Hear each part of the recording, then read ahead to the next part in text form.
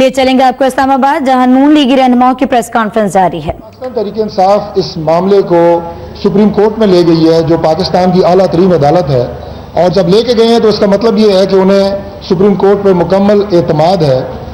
और जब ये मुकदमा ज़ेर समाअत है तो उसके बाद जिस एहतजाज की, जिस दंगा फसाद की, जिस धरने की, जिस कॉल की, जिस पुरतशद्दुद अंदाज से इस्लामाबाद को, पाकिस्तान के दारुल खिलाफे को बंद करने की धमकी दी जा रही है, प्लानिंग की जा रही है, उसका क्या जवाब है? ये वो सवाल है जो हम कौम के सामने रख रहे हैं। पाकिस्तान की कौम बाशऊर है, वो समझती है कि अगर एक मसला जो सुप्रीम कोर्ट में ज़ेर समाअत है और वज़ीर-ए-आज़म साहब का खुला मौक़िफ़ इस पर आ चुका है, दानियाल अजीज़ साहब भी उस पर बात करेंगे तफसीली, प्राइम मिनिस्टर साहब ने सुप्रीम कोर्ट की आज की समाअत का खैर मकदम किया है और खुले दिल से ये बात की है कि हम इंशाअल्लाह इसका जवाब देंगे, इस केस को लड़ेंगे और इंसाफ होगा इंशाअल्लाह। तो मैं ये सिर्फ अर्ज़ कर रहा हूँ कि अब पाकिस्तान तहरीक इंसाफ की ये कॉल बेमानी है। ये बिल्कुल ऐसे ही है कि जैसे पाकिस्तान में एक ग्रोह है जिसके खिलाफ ऑपरेशन ज़रब हज़ब भी जारी है, जो ग्रोह अपनी मर्जी का, जो उनका अपना एक नुक्ता नज़र है, वो ताकत के बलबूते पे दूसरों पर मुसल्लत करना चाहता है। उनका सिर्फ जो नज़रिया है वो ये है कि जो वो सोचते हैं वो ठीक है, और उस नज़रिए को वो बज़ोर बाजू दूसरों के ऊपर ज़बरदस्ती मुसल्लत करना चाहते हैं। पाकिस्तान तहरीक इंसाफ सुप्रीम कोर्ट में होने के बावजूद अगर ये समझती है कि वो अपने नुक्ता नज़र को ज़बरदस्ती बज़ोर बाजू दूसरों पर मुसल्लत कर लेगी, तो ये इंशाअल्लाह ताला नहीं होने देंगे। हम कौम को भी आगाह कर रहे हैं और उसके लिए बाकी जो इक़दामात होंगे इंशाअल्लाह वो बात की बात है, उसके लिए वो हुकूमत जायज़ा ले रही है। मैं उनके तर्ज़ सियासत और उनका ये मनफी रवैया आपके सामने रखना चाह रहा था, और मैं जो तीसरा नुक्ता आपके सामने रखना चाह रहा हूँ, आज भी इमरान खान साहब ने जो बात की है, उन्होंने ये कहा है कि हमारा आईनी हक है कि हम एहतजाज करें, हम इस्लामाबाद को बंद करें।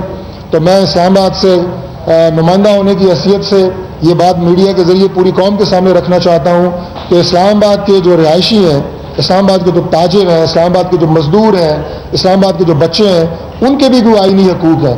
यकीनन आईनी हक ज़रूर है हर शख्स को, हर जमात को, हर फ़र्द को कि वो एहतजाज करे, वो अपना नुक्ता नज़र सबके सामने रखे। लेकिन मैं पूछना चाहता हूँ पाकिस्तान तहरीक इंसाफ और उसकी क़यादत से कि वो आइन की कौन सी शिक है जिसके तहत आप इस्लामाबाद के एक बच्चे को उसके स्कूल जाने के आइनी हक से रोकेंगे?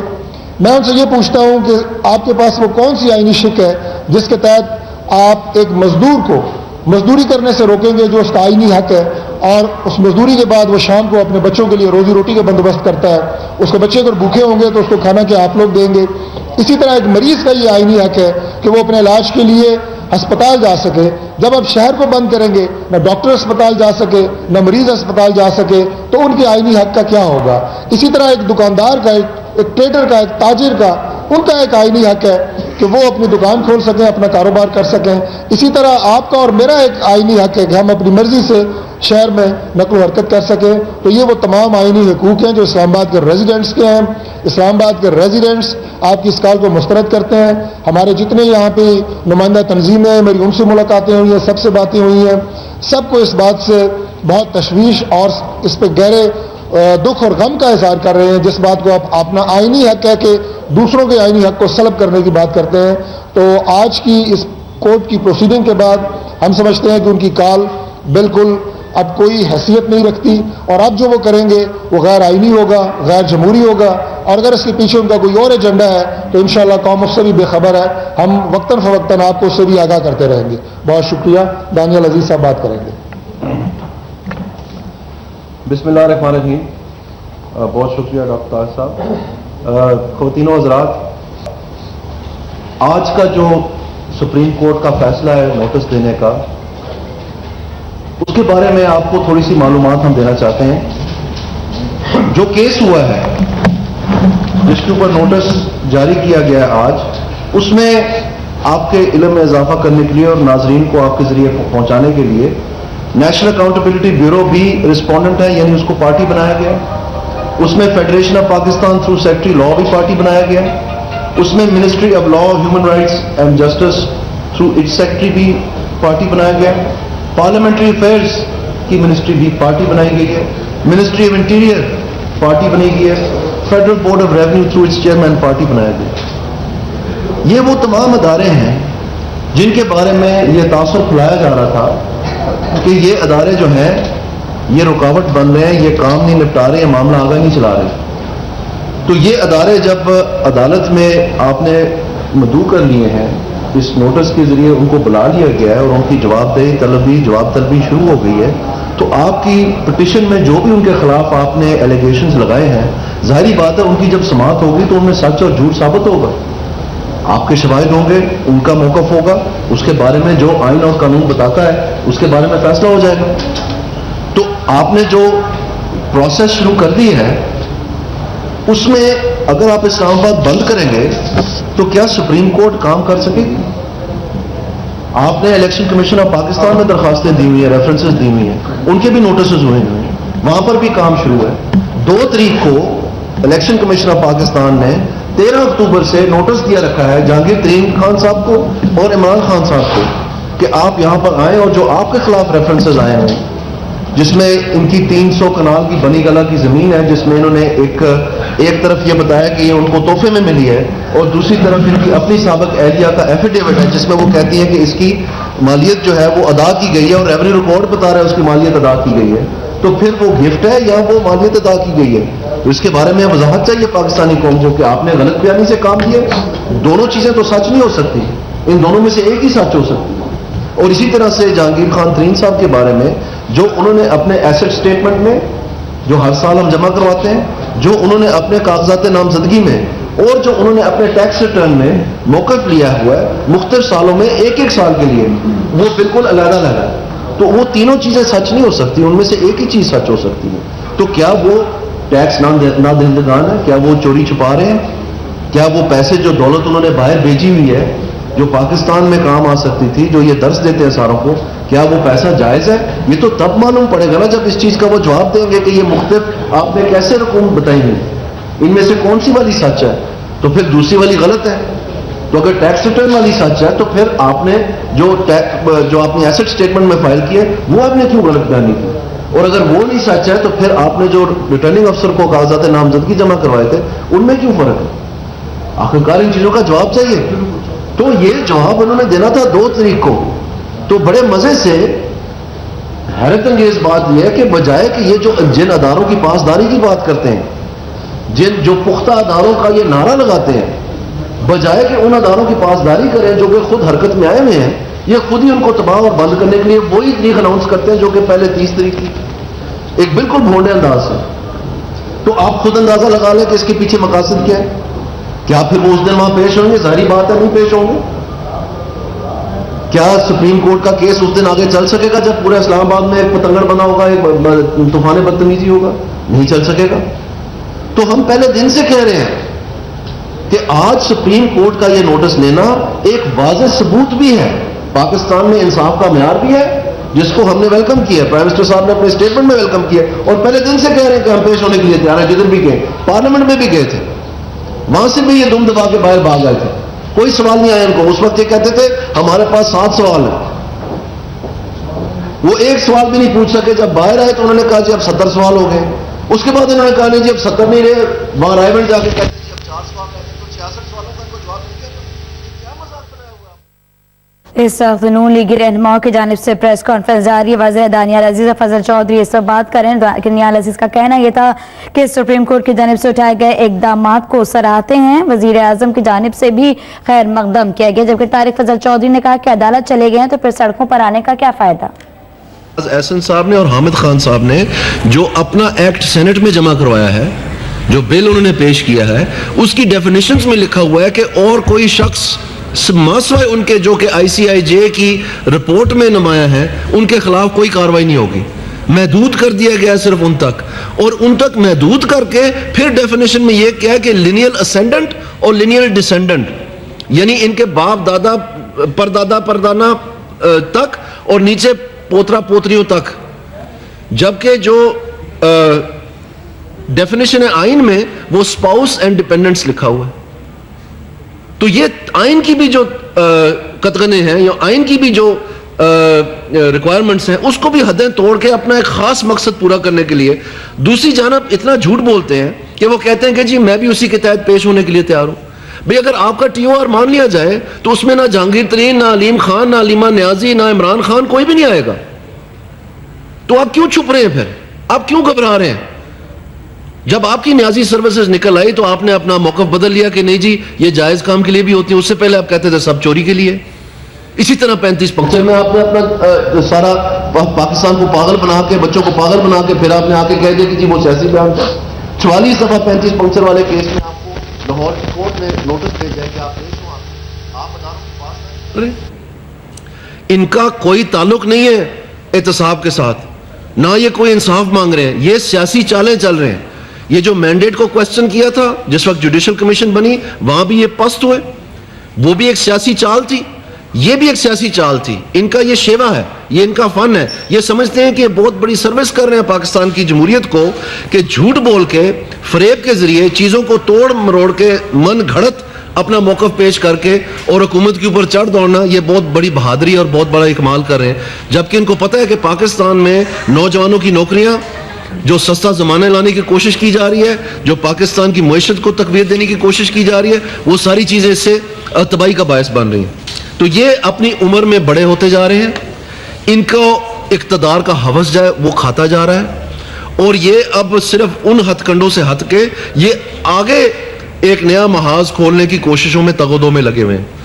ہمارے پاس انفارمیشن ہے کہ انہوں نے باقاعدہ اب اسلحے کی فراہمی اور اپنے کچھ لوگوں کی ٹریننگ شروع کی ہے، اور دوسری تنظیموں سے جو کہ اس کام سے جانی پہچانی جاتی ہیں، جن کو ماضی میں انہوں نے اپنے بجٹ میں کروڑا روپیہ بھی دیا ہے، ان تنظیموں سے بھی یہ مدد مانگنے پہ اتر آئے ہیں.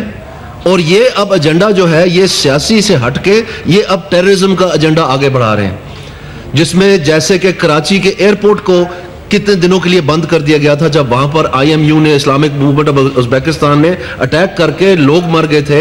ہوائی اڈا بند رہا. پورے دنیا میں پاکستان کا ایک ٹیررزم کا جو ایک نام، پاکستان کی ساکھ جو تھی اس کو تباہ کیا گیا تھا، مسافروں کو تباہ کیا گیا تھا. اس کی وہ 8 جون کو تھا 2014 کو. 15 جون کو ضرب عضب اناؤنس کی گئی تھی، اور 15 جون کو پہلا F-16 طیارہ جو ہے وہ وزیرستان میں بمباری کر کے اسی المانسی کو جس نے اس کی کلیم کی تھی رسپانسبلٹی، اس کو مار دیا گیا تھا. اور اس کے بعد پاکستان کا ساتھ.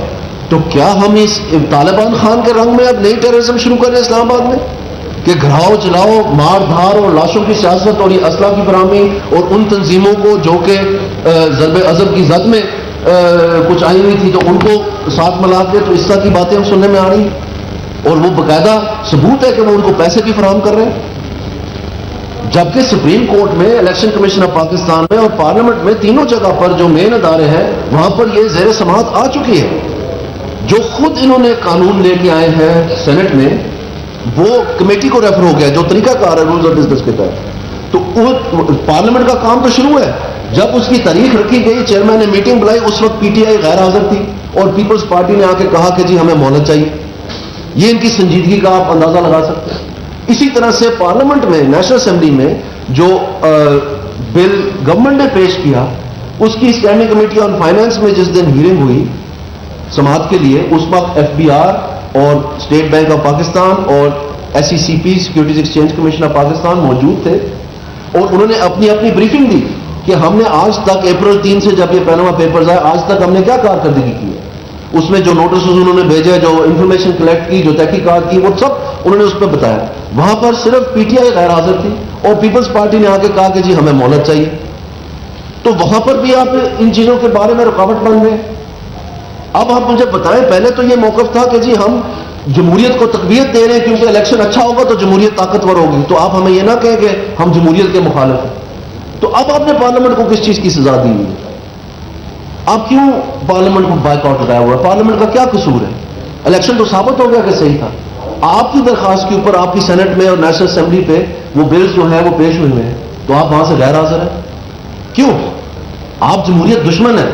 آپ کا بنیادی طور پر مقصد احتساب نہیں ہے، آپ کا الیکشن کو تقویت دینا نہیں ہے. الیکشن جب آپ نے یہ سارا کمیشن بنوا لیا اور یہ فیصلہ ہو گیا تو اس وقت آپ خود شامل ہوئے الیکشن ریفارمز کمیٹی میں. آپ کنٹینر کے اوپر کھڑے ہو کے یہ بار بار بات کرتے تھے کہ جی جب تک سزا نہیں ملے گی ان الیکشن کے اہلکاروں کو تب تک یہ نظام کبھی ٹھیک نہیں ہوگا.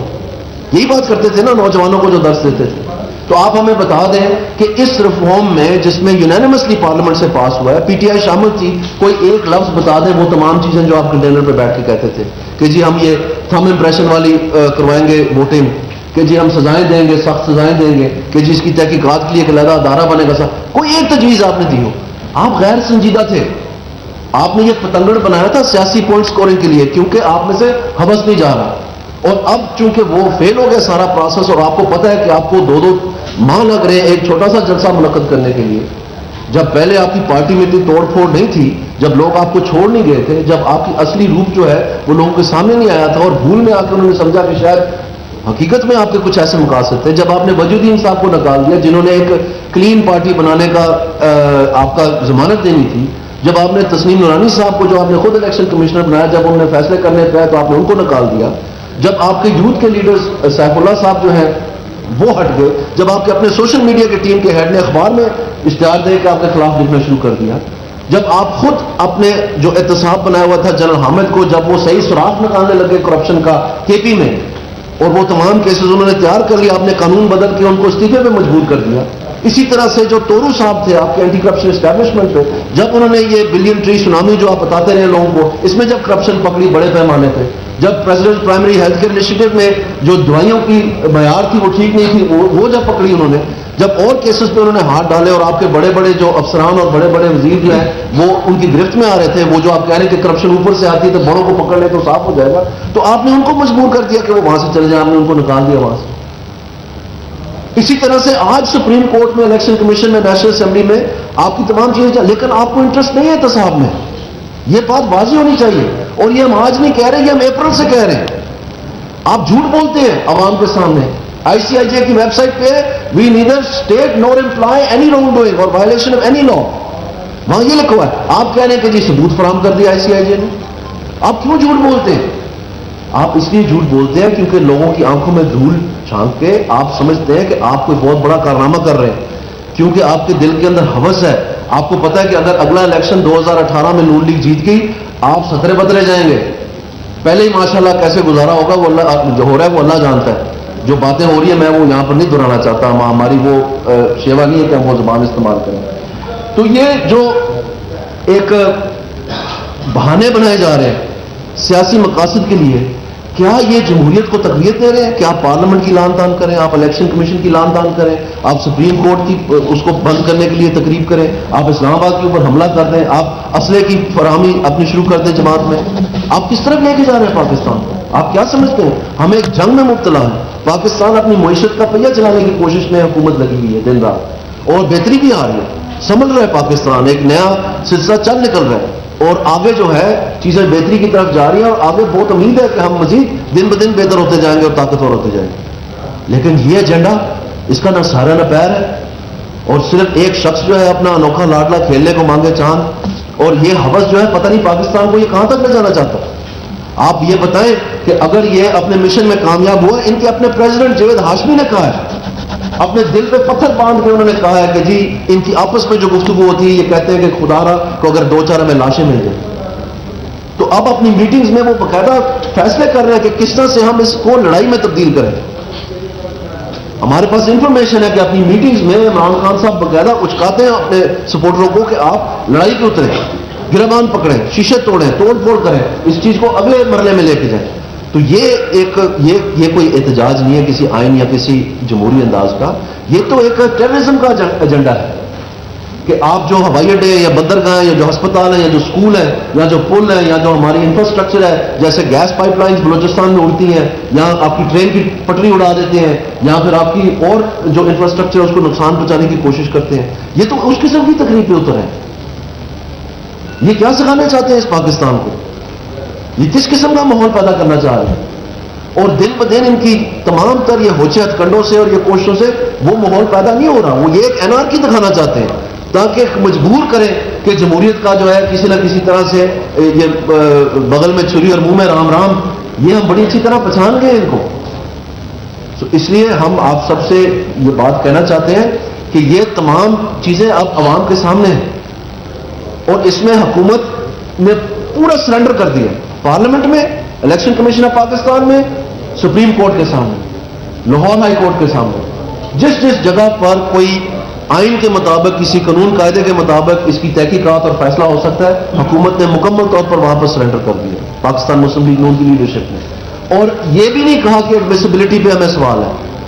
پرائم منسٹر صاحب نے یہ کہا ہے کہ ایڈمیسیبلٹی کے اوپر بحث نہیں کرنی, ہم نے نہیں رکاوٹ بننا. اگر سپریم کورٹ اس کو لے لیتی ہے کیس تو واقعہ لے, ہم آ کے اپنا جواب دیں گے.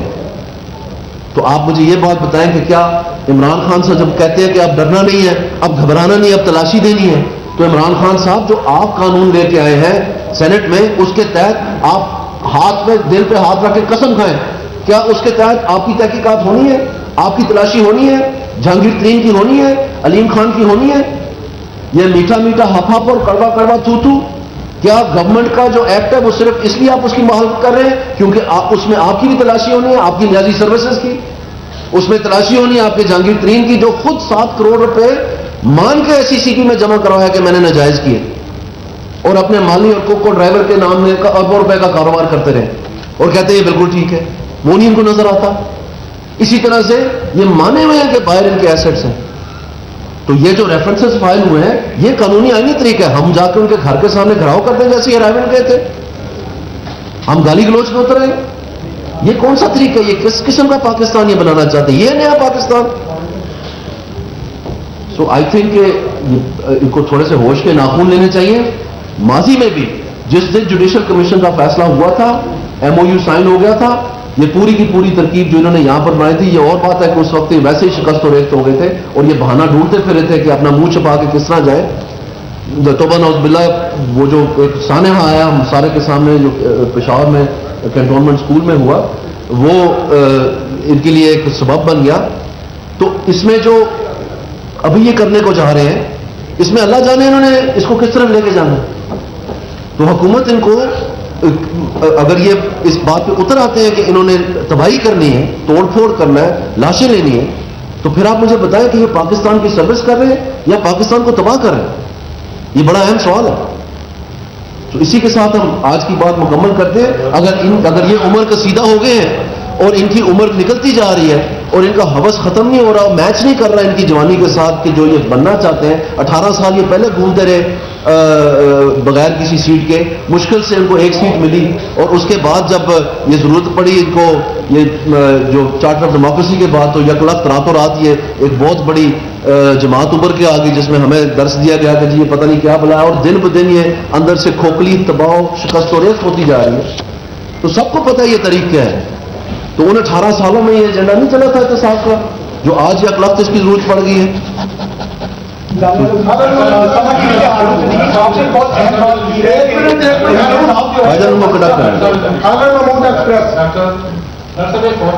آپ نے کھینچا دونوں کا, کیا اس کے لیے آپ کی پیشگی طاقت کا استعمال کریں گے, اور جو شہری آزادی ہے اس کے تحفظ کا کام ذمہ دار ہوگا؟ شہری آزادی کا جو تحفظ ہے انشاءاللہ حکومت اس کو بہت ذمہ داری سے انشاءاللہ اس کا خیال رکھے گی. لیکن میں آپ کو صرف یہ بات جو بتائی ہے وہ یہ ہے کہ چونکہ وہ بار بار آئین کا حوالہ دیتے ہیں, تو میں نے آپ کو اسلام آباد کے شہریوں کے جو آئینی حقوق ہیں وہ آپ کے سامنے رکھے, اور ان آئینی حقوق کا دفاع انشاءاللہ تعالی حکومت کرے گی. باقی جو منظر کشی ساری کی گئی ہے وہ بالکل حقیقت پہ مبنی ہے. ان کا ایجنڈا بالکل اسی طرح کا ہے کہ یہاں پہ ایسی صورتحال پیدا کی جائے, ایسا دنگا فساد کیا جائے, ایسا پرتشدد ماحول پیدا کیا جائے جس سے ان کے جو مضمون مقاصد ہیں وہ پورے ہو سکیں. لیکن اللہ تعالیٰ کے فضل سے یہ ساری رپورٹس, یہ ساری معلومات ہمارے پاس ہیں, اور انہی کے مطابق انشاءاللہ حکومت جو ہے وہ بہت آپ یہ کہیں کہ ذمہ داری سے انشاءاللہ ان حالات کا مقابلہ کرے گی. دانیال عزیز صاحب, سما سے ہم سے دیکھیے آپ نے بہت اہم مسئلے کی طرف نشاندہی کی ہے کہ اسلحے کی فراہمی اور تربیت دے رہے ہیں اپنے لوگوں کو, اور ان تنظیموں سے دے رہے ہیں جن کے ذریعے کے خلاف ان کے خلاف آپریشن ہوا تھا. اس پہ تھوڑی سی روشنی ڈالی کر کہ یہ کدھر پھٹ رہا ہے اسلحہ اور کیسے یہ تمام آپ کر رہے ہیں؟ جی, اس میں جو خبر ابھی تک ملی ہے اور یہ رپورٹس جو ہیں ان کی تمام تحقیقات بھی جاری و ساری ہیں, اس میں کوئی 500 لوگوں کا اندیہ دیا گیا ہے کہ ان کو اس کام کے لیے تیار کیا جا رہا ہے, اور مختلف جو تنظیمیں ہیں جن کو اس قسم کی ٹریننگ کی ضرورت نہیں ہے ایسے ہی کہہ لیں, ان سے بھی درخواست کی جا رہی ہے کہ وہ بھی لوگ جو ہیں فراہم کریں اس کام کے لیے, تاکہ وہ یہاں پر, کیونکہ طاہر القادری صاحب اس میں شمولیت اختیار نہیں کیے, اور جو یہ شام کو جمع ہو کر یہاں پر تھوڑا میوزک شیوزک لگا کے ڈی جے بٹ کا بل نہ دے کے جو ہم نے دیکھا ہے سلسلہ چلتے ہوئے, ان کے ذریعے سے تو کوئی امید نہیں ہے کہ اس طرح کی حالات پیدا ہو سکے جس میں ان کے کوئی مقاصد پیدا ہو سکے، حاصل ہو سکے. تو اب یہ ان ہتھ کنڈوں پہ اتر رہے ہیں جو کہ ایک اس کو ٹیررزم کے علاوہ کچھ نہیں کہا جا سکتا، کیونکہ ٹیررسٹ اس قسم کا حرکت کرتے ہیں، ان کے یہ مقاصد ہوتے ہیں. جیسے ڈاکٹر صاحب نے آپ کو آغاز میں ہی بتا دیا کہ اپنے نظریے کو زور بازو کے ذریعے دوسروں کو مسلط کرنا. تو آپ جو ہے نا عمران خان کو ٹیررسٹ کہیں گے یا سیاستدان کہیں گے؟ میں تو یہ کہہ رہا ہوں کہ ہمارے پاس اس وقت جو ان کی اندرون میٹنگز ہیں، جو ان کا لہجہ ہے، جو وہ باہر پبلک میں کہہ رہے ہیں کہ ہم شہر کو بند کریں گے، کہ ہم گراؤ کریں گے، جلاؤ کریں گے، اور ان کے اپنے پریزیڈنٹ نے کہا ہے کہ ان کا ذہن یہ تھا ماضی میں بھی کہ کسی طرح ان کو لاشیں حاصل ہو جائیں، اور اس دھرنے کی وجہ سے ان کو مقاصد حاصل نہیں ہو سکے. اور گورنمنٹ نے بڑا ایک نرمی سے آپ کہہ سکتے ہیں کہ ان کے ساتھ ہو گیا. آج تک بھی 5 تھانوں میں ان کے خلاف 780A کے پرچے تمام ہوئے ہیں لیڈرشپ کے خلاف. لیکن اس چیز کے باوجود اگر آپ دیکھیں تو وہ یہ نہیں کہ بات جو ڈھپی چکی، وہ خود کہہ رہے ہیں کہ ہم اس مقصد کی نہیں آ رہے ہیں. تو آپ مجھے بتائیں کہ جب وہاں سے دھمکیاں، یہ ریڈ الرٹ آتی ہے پشاور میں کہ جی فلانے جگہ کو خطرہ ہے، فلانی عدالت کو اسلام آباد میں حملہ ہوا تھا نا جی، تو پتہ چلا تھا کہ وارننگ الرٹ تھی، تو وہ کیا ہے؟ تو وہ اب حکومت نہیں دے رہی، وہ تو عمران خان دے رہا ہے کہ آپ کو خطرہ ہے، میں حملہ کرنے والا نہیں کہہ رہا ہوں. آپ خود اپنے دل پہ ہاتھ رکھ کے بتائیں یہ کیا کہہ رہے ہیں؟ یہی کہہ رہے ہیں. اچھا، اس میں میں ایک چیز کا اس میں اضافہ کر دوں کہ ہم ایک سیاسی جماعت ہیں، ہم کسی بھی سیاسی جماعت کو یا اس کی لیڈرشپ کو دہشت گرد نہیں کہہ رہے.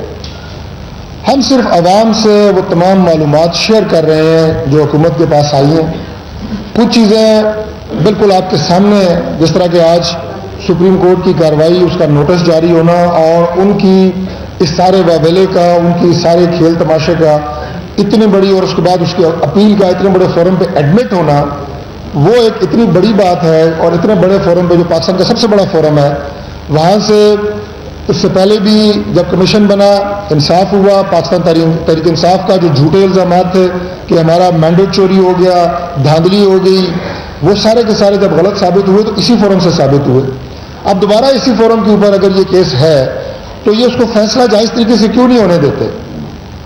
اس فیصلے کو، اس کیس کو وہاں چلنے کے دوران جو کچھ یہ کرنے جا رہے ہیں، اور وہ معلومات جو ہمارے سامنے ہیں وہ ساری ہم نے قوم کے سامنے رکھی ہیں تاکہ قوم کو ان کے ایجنڈے کا، قوم کو ان کی جو اسلوب ہے، جو طریقہ کار ہے، جو طرز سیاست ہے، جس نہج کے اوپر وہ جا کے اس لانگ مارچ کو کرنا چاہ رہے ہیں، اور کن کن لوگوں کو، عوام کی جان و مال کو، اپنے ورکرز کی جان و مال کو جس طرح وہ خطرے میں ڈال رہے ہیں، یہ معلومات بحیثیت ایک ذمہ دار ہونے کے عوام کے سامنے رکھنا، میڈیا کے سامنے رکھنا، یہ ہماری ذمہ داری ہے اور ہم نے اپنے وہ ذمہ داری پوری کی ہے.